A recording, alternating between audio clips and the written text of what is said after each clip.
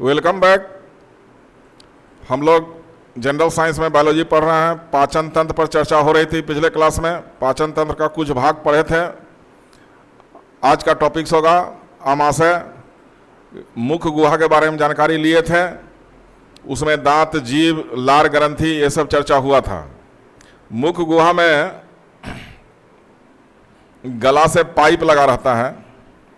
अब ये पाइप एक थैलानुमा संरचना में बदल जाता है, इसी को आमाशय कहा जाता है। अब आमाशय आगे चलकर छोटा डायमीटर वाला पाइप में कन्वर्ट होता है, जिसको छोटी आंत कहा जाता है। अब इसी छोटी आंत के शुरुआती में दो ग्रंथि लगा होता है। एक तरफ यकृत लीवर लगा होता है, एक तरफ अग्नाशय लगा होता है पैंक्रियाज। लीवर और पैंक्रियाज लगा हुआ है, ये गॉल ब्लाडर है। लीवर है, पैंक्रियाज है, अग्नाशय, और ये जो थैला है गॉल ब्लाडर है, इसी में पथरी हो जाता है कैल्शियम ऑक्जेलेट के कारण। ये जो पाइप लगा हुआ है गला से वो इसोफेगस है, और ये जो थैला देख रहे हैं यही आमाशय स्टोमक है।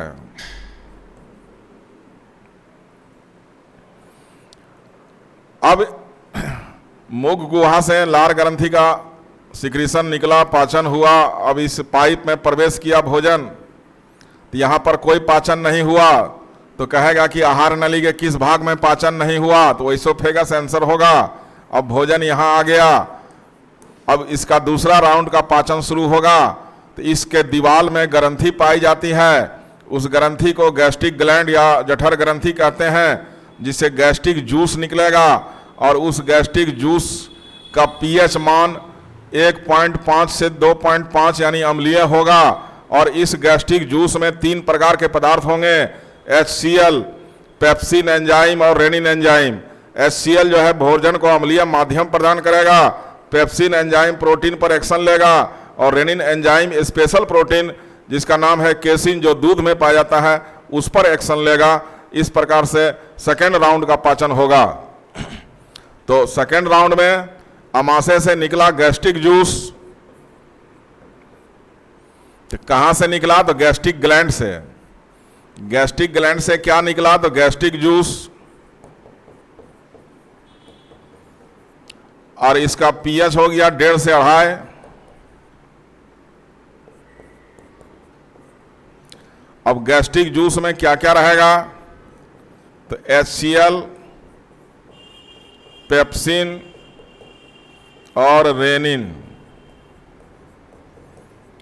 अब HCl का काम है कि भोजन को अम्लीय माध्यम देगा, और भोजन में जो बैक्टीरिया, वायरस है, रोगाणु है, उसको मारेगा। पेप्सिन का काम है कि ये प्रोटीन का पाचन करेगा। तो पेप्सिन प्लस प्रोटीन एक रिएक्शन के रूप में हम देखेंगे, बन जाएगा पेप्टॉन। ये प्रोटीन टूट रहा है, तो क्वेश्चन होगा कि प्रोटीन का सर्वप्रथम पाचन कहाँ होता है? तो आमाशय आंसर हो जाएगा। उसके अलावा एक और एंजाइम हमारे पास है रेनिन, ये भी स्पेशल प्रोटीन केसिन पर क्रिया करता है और इसको बदल देता है पारा केसिन में। पारा केसिन में बदल देता है। अब यह केसिन प्रोटीन दूध में पाया जाता है, इसलिए इसको मिल्क प्रोटीन कहा जाता है। ये चर्चा पिछले क्लास में हम लोग किए थे। अब आगे हम लोग बढ़ते हैं। आमाशय के बाद 2 ग्रंथि हमारा लगा हुआ, एक लीवर है, एक पैंक्रियाज है। तो लीवर को हम लोग मुद्दा बनाएंगे, उसका स्टडी करेंगे। लीवर हिंदी वर्ड है यकृत। पहला प्रश्न है कि शरीर की सबसे बड़ी ग्रंथि है यह, शरीर की सबसे बड़ी ग्रंथि। इसका भार लगभग में 1.5 kg। अब क्वेश्चन पूछता है कि शरीर की सबसे बड़ी अंतःस्रावी ग्रंथि। तो सबसे बड़ी अंतःस्रावी ग्रंथि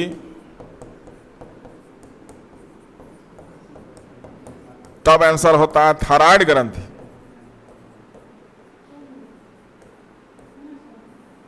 थायराइड ग्रंथि। लेकिन अंग के रूप में क्वेश्चन यदि आता है कि सबसे बड़ा अंग जो है शरीर में कौन है, तब आंसर होगा त्वचा, स्किन। त्वचा को jack of all trade but master of none कहा जाता है। इसके कई काम हैं लेकिन कोई विशेष काम नहीं है। हम लोग लीवर पढ़ रहे हैं। लीवर जो है ग्रंथि है, बड़ी ग्रंथि के रूप में है। तो कोई भी ग्रंथि है तो उससे कुछ पदार्थ निकलता है। जैसे सेलेब्री ग्लैंड से सलाइवा निकला, तो लीवर से जो पदार्थ निकलेगा उसको बाइल जूस कहा जाता है। लीवर से जो रस निकलेगा बाइल जूस निकलेगा। अब बाइल जूस का मात्रा लगभग 2 लीटर है पर डे 24 घंटा में। और इसका पीएच मान जो है 7.8 से 8.3 है, मतलब क्षारीय है, अल्केलाइन है। अब प्रश्न है कि बाइल जूस में क्या क्या रहता है। तो बाइल जूस में 2 प्रकार के पदार्थ, एक रहते हैं बाइल पिगमेंट और दूसरा पदार्थ है बाइल साल्ट। लीवर से निकल रहा है बाइल पिगमेंट और बाइल साल्ट। बाइल साल्ट में mainly sodium salt, sodium compound है। ये बाइल जूस में पाया गया बाइल पिगमेंट और बाइल साल्ट। अब बाइल पिगमेंट 2 प्रकार का होता है। एक है बिलीरुबिन,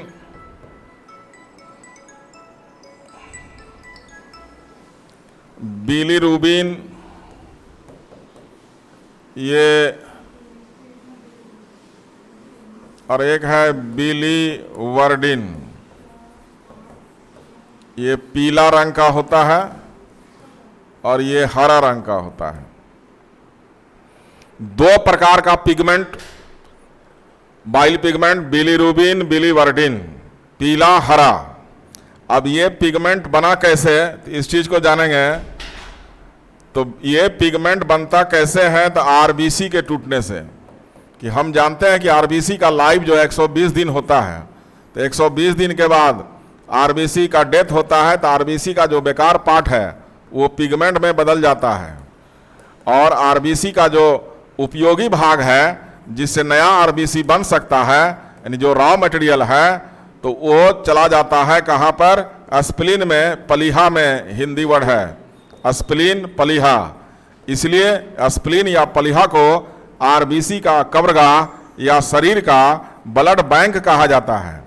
तो शरीर का ब्लड बैंक यदि पूछता है तो स्प्लीन आंसर होता है। अब ये बाइल पिगमेंट उत्सर्जी पदार्थ है जो आंत के द्वारा शरीर से बाहर होता है मल के साथ। अब दूसरा मुद्दा हमारे पास बच गया बाइल साल्ट, क्योंकि बाइल जूस में 2 प्रकार के पदार्थ थे, एक बाइल पिगमेंट और एक bile salt. Bile salt mainly sodium salt. अब इस साल्ट का काम क्या है, तो ये साल्ट जो है इमल्सिफिकेशन ऑफ फैट। इमल्सिफिकेशन का मतलब हो गया वसा को ड्रॉपलेट में तोड़ना। इमल्सिफिकेशन ऑफ फैट, वसा का इमल्सीकरण करना। तो इमल्सिफिकेशन किसका काम है, तो बाइल साल्ट का काम है। या बाइल साल्ट का क्या काम है, तो इमल्सिफिकेशन। इमल्सिफिकेशन है क्या, तो हम लोग जो फैट लेते हैं, तो अब फैट ड्रॉप के रूप में है। तो इस ड्रॉप में यदि सरफेस टेंशन को कम कर दिया जाए तो ये ड्रॉपलेट में कन्वर्ट हो जाते हैं। जब किसी वस्तु का आकार को हम छोटा करते हैं तो उसका सरफेस एरिया जो है बढ़ जाता है। अब ये साल्ट यहाँ पर आया तो सरफेस टेंशन के कारण जो है वो कम बूंद में कन्वर्ट हो गया, ड्रॉपलेट में कन्वर्ट हो गया, तो उसका सरफेस एरिया बढ़ गया। सरफेस एरिया बढ़ गया तो फैट को पचाने वाला जो एंजाइम है वो ज़्यादा सरफेस एरिया पर काम करेगा, इसलिए फैट जो है ज़्यादा पाचन होगा। इसी प्रक्रिया को इमल्सिफिकेशन कहा गया। तो इमल्सिफिकेशन माने break down of fat drops into droplets. ये फिजिकल फिनोमेना है, ये केमिकल फिनोमेना नहीं है। ये कोई बाउंड को नहीं तोड़ रहा है, केवल आकार को कम कर रहा है। इसलिए लीवर का संबंध जो है वसा के पाचन से है। इसलिए लीवर के कोई भी बीमारी में वसा का पाचन सही नहीं होता है। यदि वसा का पाचन सही नहीं होता है इसका मतलब है कि लीवर गड़बड़ है। चाहे वो जॉन्डिस हो, हेपेटाइटिस हो, सिरोसिस हो, कैंसर हो, तो लीवर के पाचन पर असर पड़ता है। बाइल पिगमेंट लीवर को जो एक्सक्रीटरी पदार्थ है उसको निकालने में मदद करता है। बाइल साल्ट जो है पीएच मान को मेंटेन करते हुए इमल्सिफिकेशन में मदद करता है। तो इस कारण से लीवर का एक अच्छा रोल है यहाँ पर। तो हम ब्लड बैंक के रूप में भी देख लिए कि कौन ब्लड बैंक है, तो स्प्लीन ब्लड बैंक है। तो क्यों ब्लड बैंक है? तो आरबीसी का रॉ मटेरियल जो है वहाँ जमा होता है। अब हम लोग क्या करें कि लीवर का जो मेन कार्य है उसको एक जगह कलेक्ट करें। तो लीवर के कार्य, लीवर का पहला काम सबसे इंपॉर्टेंट है कि हमारे शरीर के ब्लड में जो भी ग्लूकोज का मात्रा ज़्यादा है वो उसको ग्लाइकोजन के रूप में संग्रह करता है। तो ग्लाइकोजन का संग्रह करना लीवर का काम है। जो एक्स्ट्रा ग्लूकोज है उसको ग्लाइकोजन में बदल देता है और स्टोर रखता है इमरजेंसी फूड के रूप में, कि जब हम भूखे रहते हैं तो भूखे रहने के क्रम में फिर यही ग्लाइकोजन ग्लूकोज में कन्वर्ट होता है, यानी इमरजेंसी फूड को रखने का काम लीवर करता है। दूसरा इसका काम है कि फैट यानी वसा का संग्रह करता है। ज्यादा वसा खाएंगे लीवर में स्टोर होगा। वसा एक जगह और स्टोर होता है हमारे स्किन के डर्मिस लेयर में एडिपोज टिश्यू के रूप में, और वही एडिपोज टिश्यू ऊंट के कुबर में, हम्प में पाया जाता है। ऊंट के कुबर में एडिपोज टिश्यू है जिसमें वसा की मात्रा ज्यादा होती है। यह वसा में घुलनशील विटामिन, वसा में घुलनशील विटामिन कौन कौन है तो उसको कोष्ठ में लिख देते हैं ADEK का संग्रह करता है।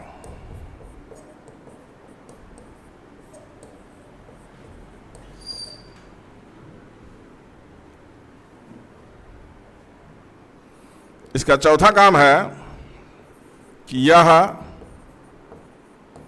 जहरीले पदार्थों को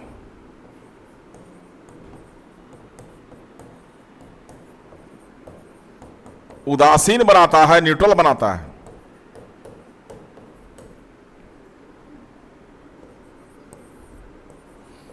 यह शरीर के ताप का नियंत्रण करता है।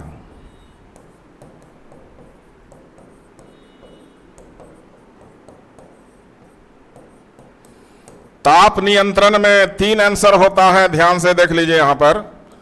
ताप नियंत्रण का काम ब्लड भी करता है, ताप नियंत्रण का काम लीवर भी करता है, और ताप नियंत्रण का काम जो है हाइपोथैलेमस जो मस्तिष्क का भाग है वो भी करता है।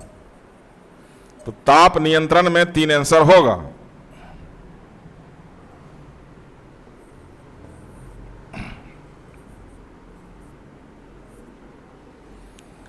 यह यानी लीवर यूरिया का निर्माण करता है।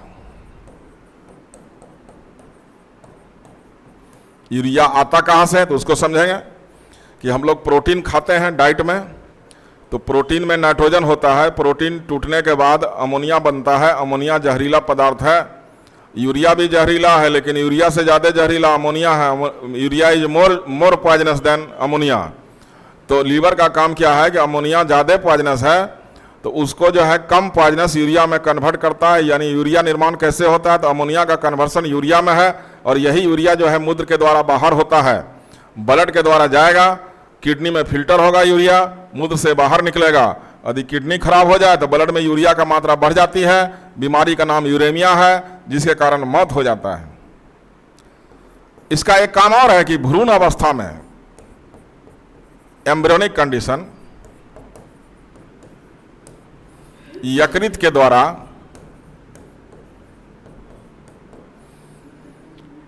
ब्लड का निर्माण होता है।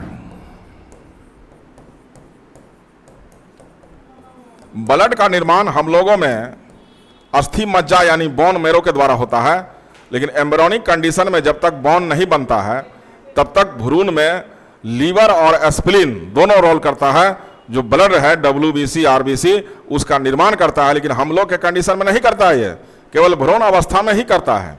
ये सब इसका मेन इंपॉर्टेंट काम हो गया। अब हम लोग लीवर से संबंधित जो बीमारी है उसको देखेंगे। लीवर से संबंधित कौन कौन बीमारी है तो पहला एक चर्चित बीमारी है जॉन्डिस, नाम है पीलिया। अब इसका कारण यदि पूछेगा तो कारण में बैक्टीरिया या वायरस या वर्म या अन्य कारण है। अब इतना कारण है तो इस बीमारी में होता क्या है? तो इस बीमारी में, जॉन्डिस में, बिलीरुबिन जो कि पीले रंग का है, बिलीरुबिन यानी पीला पिगमेंट जो है की मात्रा बढ़ जाती है। तो बिलीरुबिन का मात्रा बढ़ेगा तो ब्लड में बिलीरुबिन बढ़ जाएगा, यूरिन में बढ़ जाएगा, पसीना में बढ़ जाएगा, तो पीलापन आ जाएगा, इसलिए पीलिया दे। इसका लक्षण में हो जाएगा वीकनेस होगा, कमजोरी, पाचन में गड़बड़ी क्योंकि लीवर डैमेज है,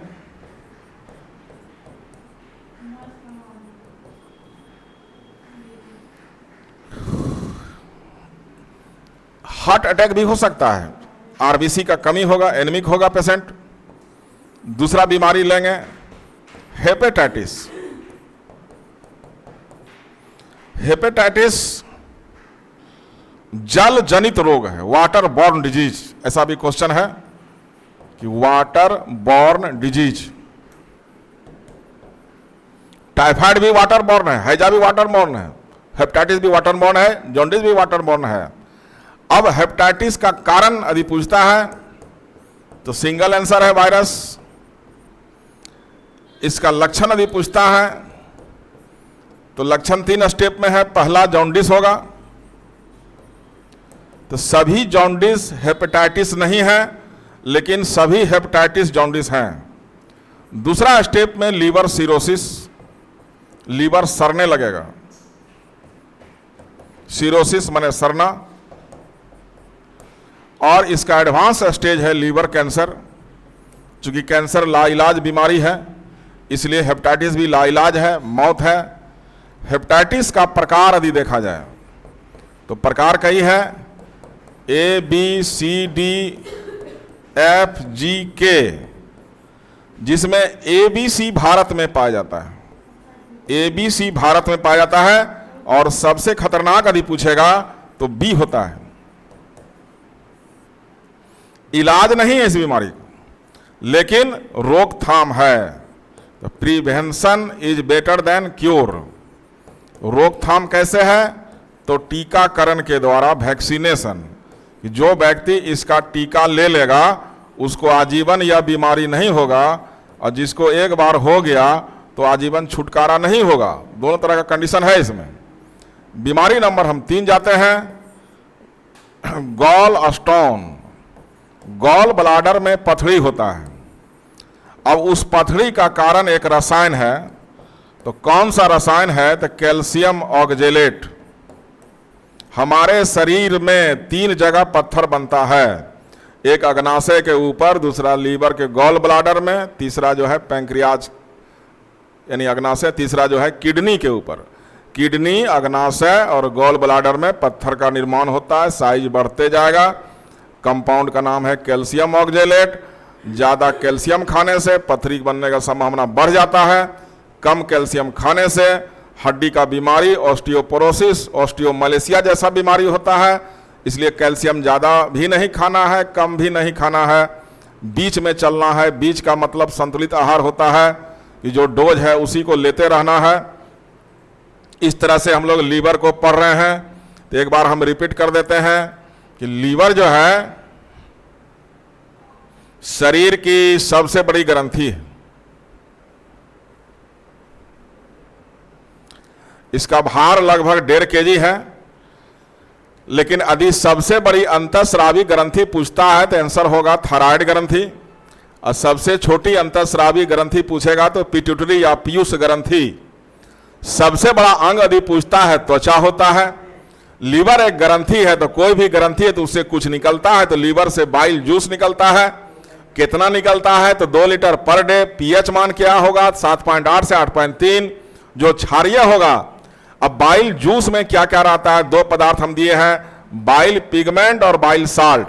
बाइल पिगमेंट 2 प्रकार के होते हैं, बिलीरुबिन जिसका रंग पीला, बिलीबर्डिन जिसका रंग हरा। ये एक्सक्रीटरी प्रोडक्ट है। बाइल पिगमेंट जो है कैसे बनता है? तो आरबीसी के टूटने से, आरबीसी जब ब्रेक करेगा 120 दिन के बाद, तो उसका जो एक्सक्रीटिव पदार्थ है, बेकार पदार्थ है, वेस्ट पदार्थ है, वो 2 पिगमेंट में कन्वर्ट होगा। आरबीसी में हीमोग्लोबिन पिगमेंट है जो रेड कलर का होता है। अब ये रेड कलर से येलो कलर, फिर ग्रीन कलर कन्वर्सन है, तो ये फिर आंत से बाहर निकल जाएगा। लेकिन आरबीसी का जो रॉ मटेरियल है, उपयोगी है, जिससे नया आरबीसी बनेगा, उससे जो है उसको जमा कर लिया जाएगा प्लीहा एस्प्लिन में, और इसलिए एस्प्लिन को ब्लड बैंक या आरबीसी का कब्रगाह कहा जाता है। क्वेश्चन वहां हो गया। दूसरा मुद्दा है कि बाइल जूस में बाइल साल्ट भी पाए जाते हैं, जिसमें सोडियम साल्ट है। तो सोडियम साल्ट का डिटेल लेंगे हम लोग, तो सोडियम टोरोकोलेट और सोडियम ग्लाइकोलेट 2 तरह का साल्ट है, तो उतना डिटेल नहीं जाना है। सोडियम साल्ट याद रखिएगा, सोडियम लवण है। अब ये सोडियम लवण जो पीएच मान से संबंधित होगा, ये वसा का इमल्सिफिकेशन करने का काम करता है। इमल्सिफिकेशन क्या है? तो बड़े बूंद को छोटे छोटे कणों में बदलने का काम करता है, यानी उसके सरफेस एरिया को बढ़ाने का काम करता है। अब हम लीवर के कार्य को एक जगह जमा कर दिए हैं। ये पहला काम क्या है? ग्लाइकोजन का संग्रह करना, वसा का संग्रह करना। वसा में घुलनशील विटामिन कौन कौन है? तो ए, डी, ई, के का संग्रह करना, जहरीले पदार्थ को उदासीन बनाना, शरीर के ताप का नियंत्रण करना। तो शरीर के ताप में 3 आंसर है, ब्लड, लीवर, हाइपोथैलेमस। और यूरिया का निर्माण जो है लीवर में होता है, यह भी क्वेश्चन कई बार पूछ चुका है। भ्रूण अवस्था में लीवर के द्वारा जो है ब्लड का निर्माण, ब्लड का मतलब WBC, RBC, प्लेटलेट्स का निर्माण होता है। लीवर से संबंधित बीमारी को एक जगह किया गया है। पहला बीमारी है पीलिया जॉन्डिस, जो काफी चर्चित है, बरसात के दिनों में ज्यादा होता है, वाटर बॉर्न डिजीज है। कारण हो सकता है बैक्टीरिया, वायरस या वर्म या अन्य कारण। इसमें होता क्या है? तो बिलीरुबिन नामक जो पिगमेंट अभी पढ़े थे हम लोग पीला, उसका मात्रा बढ़ जाएगा, जिससे ब्लड में, मूत्र में, पसीना में निकलने लगेगा, पीलापन आ जाएगा, पीलिया नाम हो गया, वीकनेस होगा, पाचन में गड़बड़ी होगा, एनेमिक कंडीशन होगा। दूसरा बीमारी हम लोग लेंगे, दूसरा हेपेटाइटिस है, वाटर बॉर्न डिजीज है। कंप्लीट इसका कारण वायरस है। इसके लक्षणों में jaundice, liver cirrhosis, liver cancer.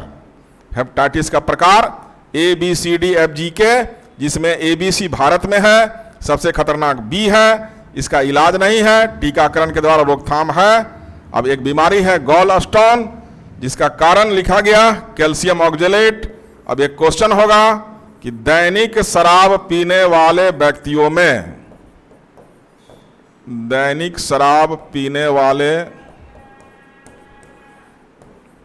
व्यक्तियों में, अब बिहार में शराब प्रतिबंध है, लेकिन चोरी छिपे मिलता है, दैनिक वाला रुकता नहीं है। व्यक्तियों में कौन सी रोग होने की संभावना रहती है? सीधा आंसर हो जाएगा लीवर सिरोसिस।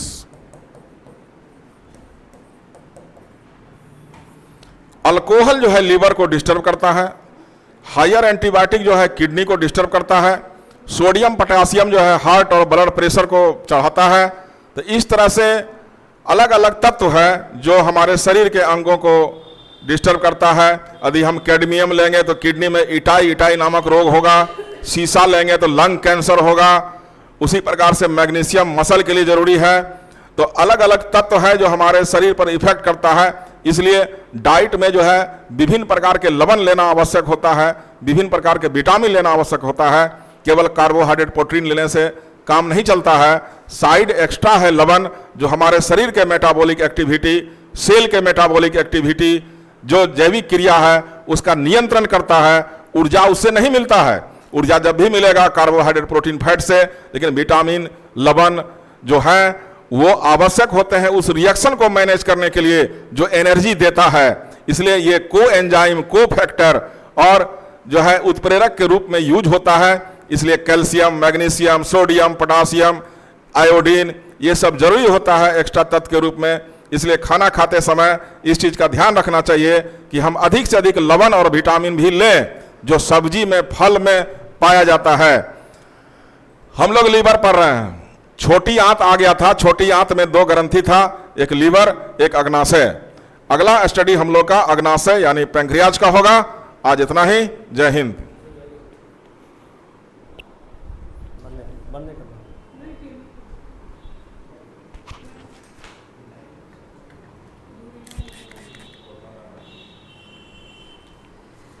चलिए धन्यवाद। मैं बीच में अगर कि आपको कुछ सूचना देना चाह रहा हूँ, वीडियो तो आप लोग देख ही रहे होंगे, राजकुमार सर का वीडियो काफ़ी मतलब कि ज़बरदस्त है और बहुत ही अच्छा पढ़ाते हैं सर। हालांकि एंथ्रोपोलॉजी सब्जेक्ट इनका रहा है सर का, और मेंस में एंथ्रोपोलॉजी पढ़ाते हैं और जीके जीएस में बायोलॉजी पढ़ाते हैं। अगर इनका शुरू से अगर वीडियो देख रहे होंगे तो हमें नहीं लगता है कि कहीं से किसी भी जगह आपको दिक्कत होगी, कॉन्सेप्ट में कहीं से परेशानी नहीं होगी। सर उतना पढ़ाते हैं जितना एग्जामिनेशन में पूछा जाता है ना। इनके पढ़ाया हुआ क्वेश्चंस एग्जामिनेशंस में जरूर लड़ता है। एक चीज़ मैं बता देना चाह रहा हूँ कि अगर आप एसीएस से जुड़े हुए हैं, एम सिविल सर्विसेज या धुरीना एप्लीकेशन से जुड़े हुए हैं, ये दो एप्लीकेशन मेरा है, धुरीना एप्लीकेशन और एम सिविल सर्विसेज एप्लीकेशन, दोनों पे कोर्सेज चल रही है। बीपीएससी का कोर्सेज चल रहा है, दरोगा की कोर्सेज चल रहा है, और 2020 क्लासेज जो है, टेस्टीज का जो क्लासेज है वो भी चल रहा है। सर का 2020 भी जो एसीएस पे जो क्लास मैंने डाला है वह भी आप 20 क्वेश्चंस का सेट एवरीडे देख सकते हैं, यानी कि 20 क्वेश्चंस का 20 सेट रहेगा, और वह मिनिमम कॉस्ट में आपको दिया जा रहा है बायोलॉजी का सेट।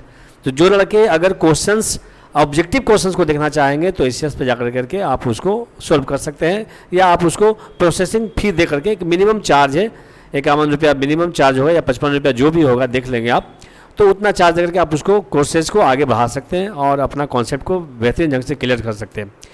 दो बात और बताना चाह रहा हूँ कि एक तो पहला कि मार्केट में हमारी किताब आ गई है, दरोगा की किताब आई हुई है, आप उसको परचेज कर सकते हैं। किरण पब्लिकेशन से एक के साथ एक फ्री किताब बहुत ही मिनिमम चार्ज में दिया गया है और मैक्सिमम मटेरियल उसमें दे दिया गया, एक भी चीज़ नहीं छोड़ा गया है। आप देखेंगे इसके साथ एक करेंट अफेयर्स का भी किताब मैंने दे दिया है, करेंट अफेयर्स का, ये बिल्कुल मुफ्त है। और दूसरी किताब जो है इसमें मटेरियल दिया गया है, इस किताब के साथ यह किताब बिल्कुल मुफ्त है। तो आप इसको लेना ना भूलें, और अपना जो भी थोड़ा बहुत लगता है कॉन्सेप्ट में थोड़ा बहुत भी क्लियर इससे हो जाएगा। हमें नहीं लगता इससे बाहर क्वेश्चन पूछा भी जाएगा। तो इस किताब को आप जरूर परचेज कर लेंगे, और आप देखेंगे कि इसके बाहर हमको लगता है मैक्सिमम मटेरियल दे दिया गया, और बहुत ही मिनिमम कॉस्ट लगता है 100-110 रुपया दाम होगा इस दोनों किताब का। तो मार्केट में आपको मिल जाएगा, कहीं भी रहिएगा, फ्लिपकार्ट से मिल सकता है, अमेजन से मिल सकता है, कहीं भी आप किताब को मार्केट में पूरे भारत में आप खरीद सकते हैं, कहीं भी आप इस किताब को परचेज कर सकते हैं। और समान ज्ञान की भी किताब आ चुकी है, एक मोटी किताब जो आप पढ़ते होंगे, जो हर एग्जामिनेशंस के लिए उपयोगी है, उस समान ज्ञान और समान विज्ञान की भी किताब है। तो किरण पब्लिकेशन से यह किताब निकल चुकी है, और भी बहुत किताबें आ रही है विदिन 10 दिनों के अंदर। वो इतिहास का ऑब्जेक्टिव क्वेश्चंस और विश्लेषण के साथ आ रहा है, तो वो भी आपको जल्द मार्केट में मिल जाएगा। लेकिन यह किताब यथाशीघ्र खरीद लें, वो पीटी के लिए उपयोगी है, मेंस के लिए भी उपयोगी है, और अन्य एग्जामिनेशंस के लिए भी उपयोगी है। तो यह किताब तो घर पे रहना ही चाहिए, इसलिए आप इसको खरीद लें। और फिर सर कल का वीडियो कल फिर शुरू होगी, है ना, तब तक के लिए ठीक है, धन्यवाद। कल क्लासेज जो है, कल इलेक्शन है तो कल तो क्लासेज नहीं होगी, लेकिन नेक्स्ट डे जो क्लासेज है वो होगी, day after tomorrow. Thank you, have a good day.